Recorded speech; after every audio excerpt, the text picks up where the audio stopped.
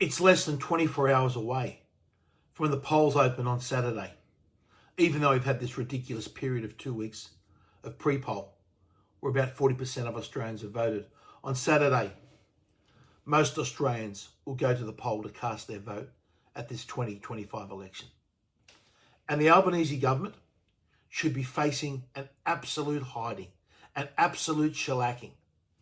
This is a government that lied to get into office, lied about electricity prices, falsely claiming they're going to fall $275 when they should have known, when all the data shows, the more renewables that you put into the grid, the higher electricity prices go.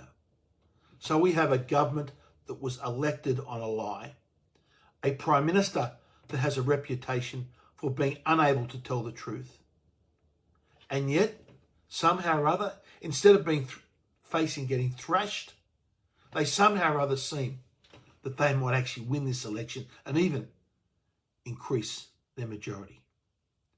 It's as though Australia is suffering from some type of political Stockholm syndrome.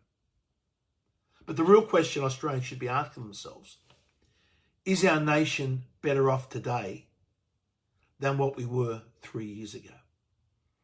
And if you look across the board, the answer is absolutely no. Just look at some of Albanese's record. Firstly, GDP per capita is going backwards. We have been in a GDP per capita recession.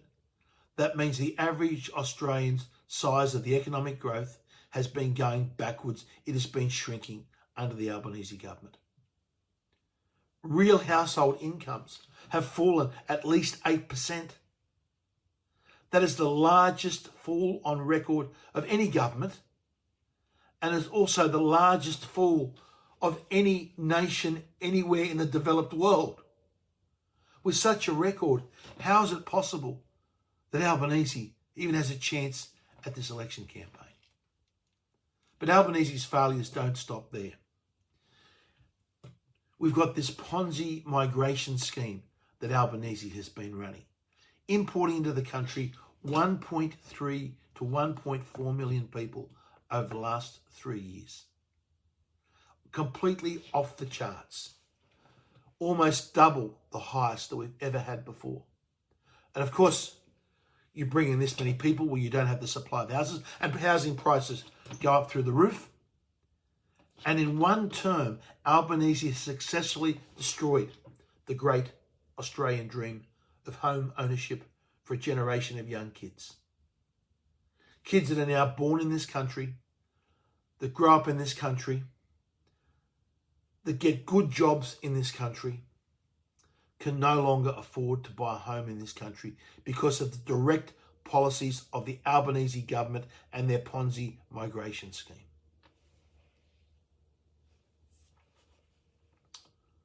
Then we see our national productivity is collapsing and going backwards. Albanese tells us that, all these jobs that are created. Well, the truth is, there are 120,000 more Australians on the unemployment queue today than when Albanese was elected. And this job creation that we hear about from the Albanese government, we know that at least more than 80% of these jobs so-called created are all government spending jobs, all jobs funded by government spending on borrowed money. The private sector has effectively given up employing more people, even though we've had this massive increase in our population. Then we've got our industries.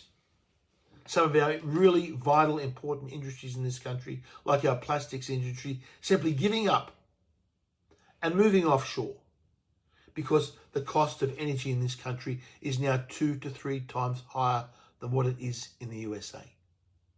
How can anyone manufacture anything in this country where you need energy and the cost of energy is so much higher in Australia than it is elsewhere in our competing countries that we compete against, especially the USA and China? And it was never like that.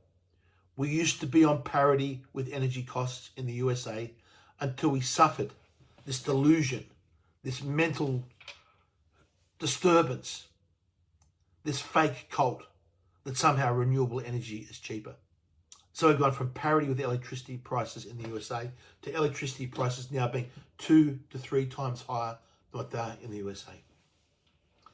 Then we've got coming up down the track, Chris Blackout Bowen's carbon tax on cars. Where a car like a Ford Ranger, Australia's top-selling car, will have a carbon tax slug to it within the next 3 years of $15,000. Not $150 or $1,500. $15,000 is the carbon tax that will go on a Ford Ranger. Other vehicles, like big four-wheel drives, like the Isuzu Max, they'll have a carbon tax of up to $25,000 levied upon them. This will push up the cost of motoring in this country. It'll make the price of new cars more expensive and simply price many Australians out from owning a car. Because that's ultimately what they want. They don't want you to own a car. For a lot of these socialists, these central planning bureaucrats, their idea is that you catch the electric bus and private car ownership is something they are completely against because of the freedom it gives individual citizens. Next, we've got the decline in fertility rates that's happened under the Albanese government. We are now down to a fertility rate of under 1.5, where we need 2.1 just to maintain our population. At 1.5, we are a nation breeding ourselves, or a race of people breeding ourselves into extinction under Albanese. It's easy to see why. Housing costs, a tax on the family. It's so much more difficult today under the Albanese government and these net zero policies for young couples to start families. So we see that in the fertility crash. Then we've got the Albanese government in their own budget papers saying they're going to need to borrow $115 billion over the next 3 years alone, and more borrowing out as far as the eye can see. And that $115 billion is only the on-budget borrowing, which gets added to the deficit. There's also all this off-budget borrowing that the government are doing, such as things as forgiving student loans that have to be paid for some way or the other, that we've now got all these credit rating agencies warning Australia that our AAA credit rating is under threat because of the reckless spending of the Albanese government, which is going to be matched by the Liberals. And if we lose that AAA credit rating, that simply means we have to pay more to borrow that money. The interest costs are higher, which means taxes go higher and higher again. Then we know after the election, we've got the E-Safety Commissioner working on it today. Australians will have to have digital identity every time they log on to the internet. That's been legislated. That's what the E-Safety Commissioner is working on. That's another attack on our freedoms, which will only come in after the next election campaign. So no matter how you measure it, if we look at how Australia is today compared to 3 years ago, we are poorer, we have less freedoms, and we have less opportunities in this country than we did when Albanese took office. And the next 3 years, Albanese is promising us more of the same. In 3 years' time, we'll be poorer again. Our freedoms will be more restricted, and we'll have less opportunities than we do today. That's what happens if we elect an Albanese government. And as I said, yet they appear as though they look like they're going to be re-elected. And who is also to blame for this? It is the weakness and the appeasement of the Liberal Party themselves. The Liberal Party were given a golden opportunity when President Trump announced that he was pulling out of the Paris Agreement. Yet what did the Liberals do? They're sticking with the Paris Agreement. They are sticking with this destructive and futile net zero that's doing so much damage to our economy. They simply were too timid and too weak to say, well, the USA is out, China is out, Russia is out, India is out, Indonesia is out. What is the point of Australia continuing to damage our economy on this futile and pointless net zero adventure? All it does becomes a wealth transfer mechanism to transfer wealth out of this country to the communist Chinese. And it makes those communist Chinese, it gives them an economic, political and military advantage over us. And yet the coalition is so pathetically weak, they won't even stand up and say, we are going to pull out of Paris and we're going to quit this net zero nonsense. Then you've got the weakness of the coalition on freedom of speech. Yes, they may have eventually voted against that mis and disinformation bill, but they were the originators of that bill. At the last election, the coalition had a mis and disinformation policy to give more power to the e-safety Karen. And it was the coalition that held hands with the Labor Party to vote on both the digital identity bill and the age verification bill and the hate crimes bill, the hate speech bill. So now after this election, everyone will have to log on. You'll have to log on and show your digital ID. If you say something, they know where you live and they can come and arrest you and give you 5 to 7 years in jail. A massive attack on free speech, and the Liberal Party supported it and went with it. And then, of course, there's the issue of migration. The Liberals are paying a 25% cut. We need a migration rate of net zero for a number of years until our infrastructure can catch up. And what are the Liberals doing? 25% cut. That's not what we need. They have been so weak. They have been appeasing all these woke agendas. And now, look where they are. They look like they're heading for an absolutely historic loss. So at this election, get out and send a message. Get out and send a message and vote one for the Libertarian Party.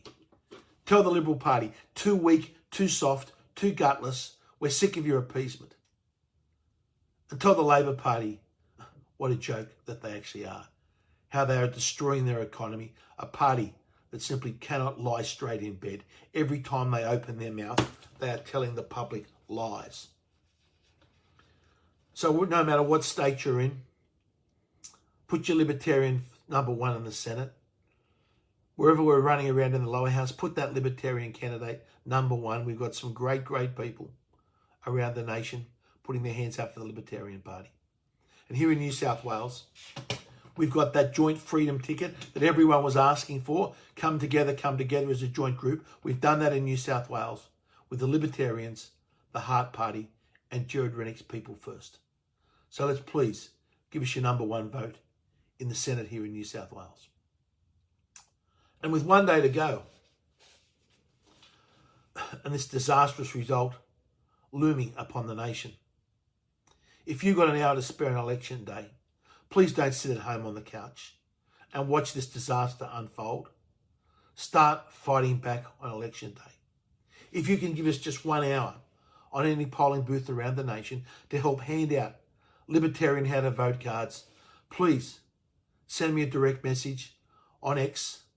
It's down on the links.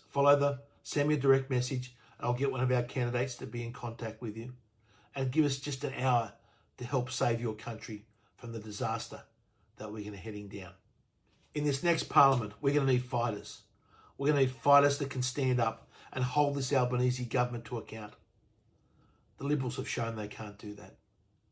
Let's get as many Libertarian candidates as we can elected into the next parliament, because one thing that you'll be sure of, we won't be frightened to take the fight up to the Albanese government.